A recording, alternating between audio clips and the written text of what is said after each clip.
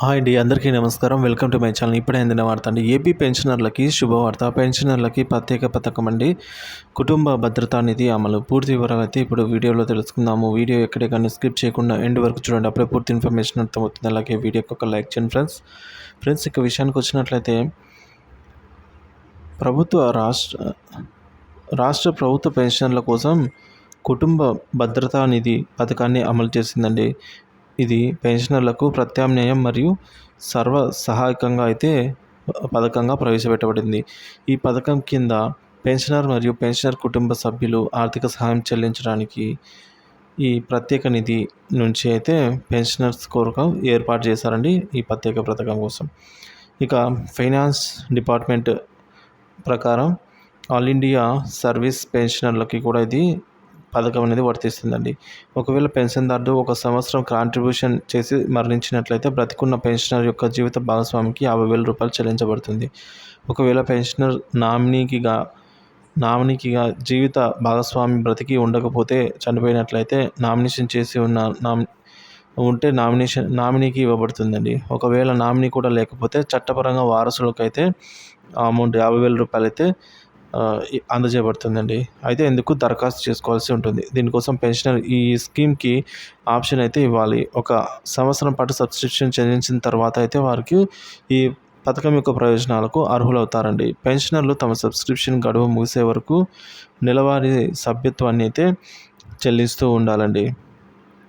పింఛన్దారుని కుటుంబ సభ్యులు మరణించిన తర్వాత ఏక మొత్తంలో అయితే 25,000 రూపాయలు పొందుతారు. జీవిత భాగస్వామి జీవించి ఉన్నట్లయితే పెన్షనర్ నామినేషన్ వేయవలసిన అవసరం లేదు. జీవిత భాగస్వామి జీవించి లేకుంటే పెన్షనర్ నామినేషన్ వేయాలి. అటువంటి నామినేషన్ పెన్షన్ చెల్లింపు క్రమంలో అయితే నమోదు చేయబడుతుందండి. అంటే నామినీ లాగా ఇలాగే మనం ఎఫ్డి ఓపెన్ చేసిన నామినీని అయితే నమోదు చేస్తాము. సో ఒకవేళ స్పౌస్ బతికి ఉన్నట్లయితే భార్య కానీ భర్త కానీ బ్రతికి ఉన్నట్లయితే నామినేషన్ వేయాల్సిన అవసరం లేదు. డిఫాల్ట్గా వారికి అయితే చెందుతుంది. ఒకవేళ స్పౌస్ భార్య కానీ భర్త కానీ బ్రతికి లేనట్లయితే వేరే ఎవరికైనా సరే నామినేషన్గా పెట్టుకోవాలి. అట్టి వారు కూడా లేనట్లయితే అట్టి నామినీ కూడా లేకున్నట్లయితే చట్టపరమైన వారసులకు అయితే మొత్తాన్ని అందజేస్తారండి. పెన్షన్ చెల్లింపు అధికారి లేదా ట్రెజరీ అధికారి, సబ్ ట్రెజరీ అధికారి ఏకమొత్తంగా అయితే ఈ డబ్బును మంజూరు చేయడానికి అధికారం కలిగి ఉంటారండి. ఈ పెన్షన్ స్కీమ్ను ఎంచుకోకపోతే అతను స్కీమ్లో ఇష్టం లేదని పదవి విరమణ తర్వాత 15 రోజుల లోపల అయితే రాతపూర్వకంగా రాసి ఇవ్వాలి. స్కీమ్కు సబ్స్క్రిప్షన్ చేసుకునే ఆప్షన్ని ఉపయోగించిన తర్వాత పెన్షనర్ కూడా ఈ స్కీమ్ వద్దనుకుంటే మధ్యలోనే ఆపేయచ్చండి. సో ఆ విధంగా కూడా నిష్క్రమించవచ్చు అవకాశం అయితే ఉంది. సో ఈ పథకం అనేది చాలా ఇంపార్టెంట్. సో ఎవ్రీ మంత్ 150 రూపీస్తో అయితే మనము ఈ పథకంలో చేరిన తర్వాత మనకి 1 ఇయర్ తర్వాత నుంచి మనము డబ్బులు పొందడానికి అవకాశం అయితే ఉంటుందండి.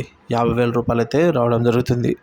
సో ఇది ఫ్రెండ్స్ ఈ పథకం యొక్క కుటుంబ భద్రతా నిధి అనేది పథకం. సో పెన్షన్ మరణించిన తర్వాత పెన్షన్ యొక్క జీవిత భాగస్వామి లేదా చట్టబద్ధమైన వారసునికి అయితే కుటుంబ సభ్యుల్లో భవిష్య నిధి అనేది ఆర్థిక సహాయం అనేది అందుతుందండి.